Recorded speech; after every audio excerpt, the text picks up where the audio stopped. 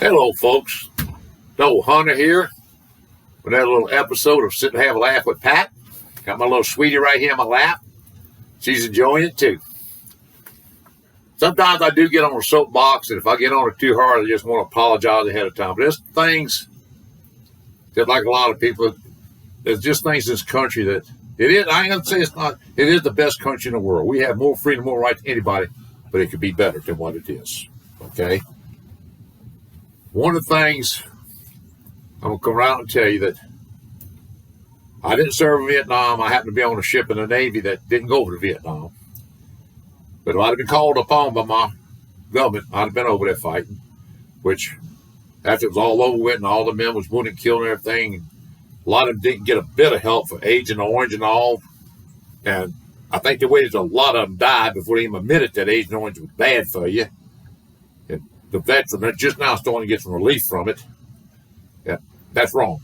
That is totally wrong. If you send into war by the government should take care of you if you wounded or whatever.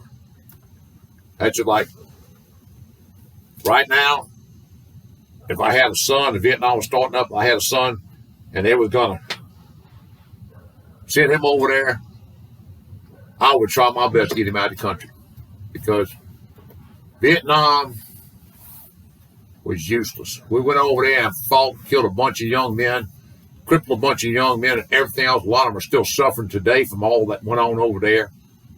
And we left them over there, and by God, it went back just the way it was. When them people are fighting each other, we don't need to stick our nose in there, because they're going to keep fighting. Even if we do get our nose knocked off, they're going to keep fighting. Just like where we at over there right now. And people over there been fighting each other for 1,000 years. Us sticking our nose in ain't going to make it any better. And look at the debt we in. We are in debt that we'll never get out of. And we have a lot of our young people being hurt and killed over there. I go to the VA up in Jackson, and I've had the opportunity to talk to a few young men and young women both that's come from over there with an arm missing, a leg missing, half the face blown off and everything else. And I've had the opportunity to talk to some of them, and I just come around and ask a lot of them, do you think, or would you do it again if you didn't have to, give a leg or arm or your sight or whatever for that war over there? And I ain't had the first one yet said, yes, sir, I would. I ain't had the first one tell me that yet said, no, hell no, I wouldn't. Because they're not getting the help they need to get, I don't think, a lot of them. Okay, I'm going to get off the soapbox. If I offended anybody, I'm sorry, but sometimes I just get wound up on stuff like that and just, it goes down my back. Just like asbestos. You can't tell me our government didn't know that asbestos was bad for people. Because when I got diagnosed with it 30 years ago, I worked in asbestos a lot. Well, I worked, looked like snow in the air. Well, you didn't know it was bad for you. We weren't told it was bad for you. Okay? My doctor told me, so let me tell you something. He said, even Hitler, the men he had in asbestos mines working in asbestos, he had money put up in trust funds for the families because he knew they were going to die from asbestosis. Hitler done that. And our government didn't know it was bad for you? I'm sorry. I can't believe that. Okay. That's enough of that right there. I said I was going to do these little short stories to make people smile and laugh. And let me get off this old soapbox and go back to what I think's funny, okay? Let me take a peek at my book and figure out what I want to talk about next.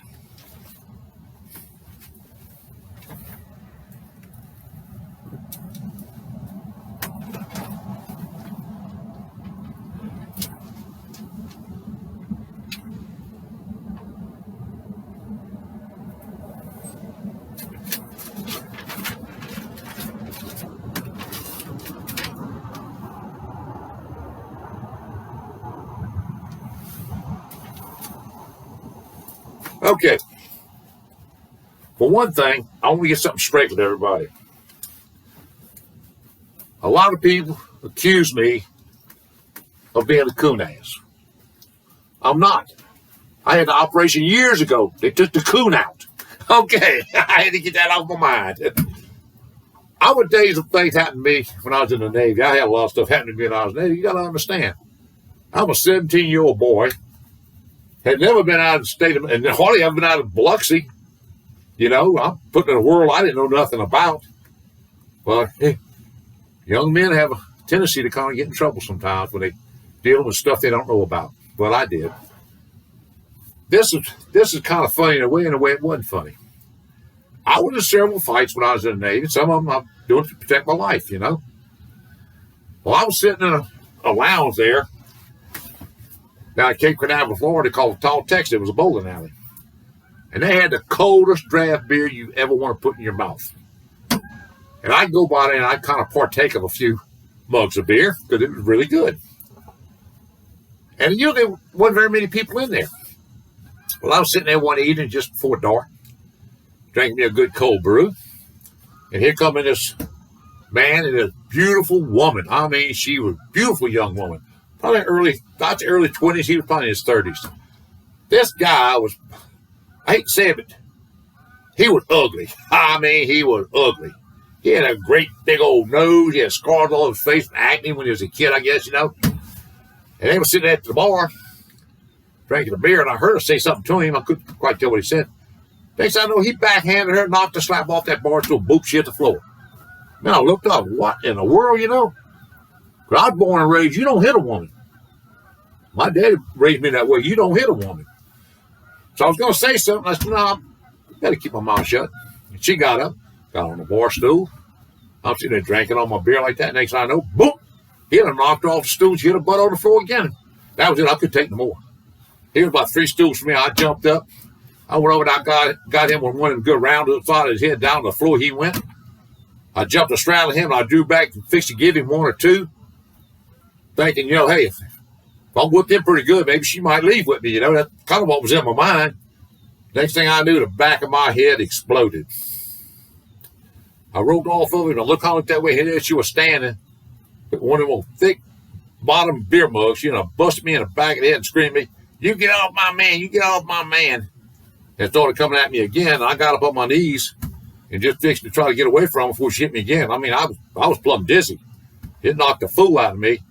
And I heard the bartender say, well, the law's going to be in a minute. I called the law. So I staggered at the door and get out the door. I get out the parking lot and look behind me to see if she was following me with that beer mug. I didn't see it. They must have went the other way. But I was disorientated. I didn't know where I was at because that blow to the back of my head. I mean, it was a good blow with that beer mug. Well, I was nauseous to my stomach. And I seen a telephone pole. Like I said, I was staggering and all. It wasn't from drinking. I only had a couple of beers, but because she probably gave me a concussion with that beer mug, I staggered over that telephone pole. And I wrapped my arms around like that. I was standing, and I was throwing up on that telephone pole. Well, the next thing I know, I'm having a hell beat out of me. And I looked around, and here's 2 cops. They come up there and were working me over with nightsticks.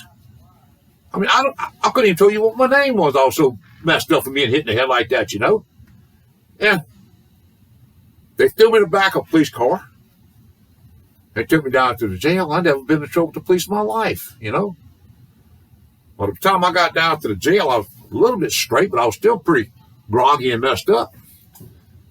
They threw me in the jail, and I looked at one of the police. I said, why y'all throwing me in jail for? Well, you're pissing on that telephone pole. I said, no, sir, I was not. I said, I was throwing up. I said, I got hit in the back of the head with a big old beer mug. Look at that knot back there and all. They didn't want to hear that. Okay. Well, I didn't know what was going to happen here. I'm in jail. I'm in the Navy. I didn't know if I was going to get dishonorably discharged. Well, I didn't know. I was just a young kid, you know. Well, about 6 o'clock next morning, here comes the ship's lawyer. He come down there to get me out of jail. And he asked me what happened. I was telling him about what happened. I still got a big knot back there. And I said, they said I was urinating on the telephone pole. And I said, I wasn't. I said, I was staggering all because I was dizzy. I was being hit in the head. And I said, I grabbed the telephone pole to keep it falling. And I said, I was throwing up on it. Almost with just pure beer because I hadn't had no supper. I was going to drink a couple of beers to get me a pizza. And I said, they said I was urinating on it. And I was drunk. And I said, I wasn't. Well, he said, we got 2 or 3 witnesses. He said, there was some guys from the ship. They just happened to come out of the bowling alley. They'd been in there bowling and seen the cops out there beating you. They knew it was me, you know, because I had my uniform on. And he says, they said they'd be your witness. So the cops had no right to beat you like they were doing. I had knots all over me. Well, whenever two cops come down, he told me, he says, I'm going to tell you right now, he said, when we get to court, which we're going to go to court at 9 o'clock that morning, he said, if y'all try to accuse him of assault or anything like that, he says, I have witnesses that said y'all was beating him for no reason at all. So they scratched that off of the report. So I was going to be charged for urinating on a telephone pole in public. Well, I go and I sit in the courtroom. There had to be 1.5 million people in that courtroom. I was so humiliated, embarrassed, They done called 3 or 4 people up there, for different things and all. And then it got my turn, case, blah, blah, blah, blah. And the judge says, well, son, you plead guilty or innocent on urinating on a telephone pole. He said that whole courtroom burst out laughing. I was so embarrassed. I said, I didn't do it. And my lawyer done told me I can't remember now what it is. He say something, you're not pleading guilty, you're not pleading innocent, and all you do is to pay the fine, that's the end of it. So my lawyer, the ship lawyer, said he pleads in whatever it was. I can't remember now what it was. But that was probably the worst I was ever hurt in a fight and the most embarrassing time in my life. Being accused in court of urinating on a telephone pole. Well, folks, I've been talking long enough. I think I'm going to take a little break more. See y'all later.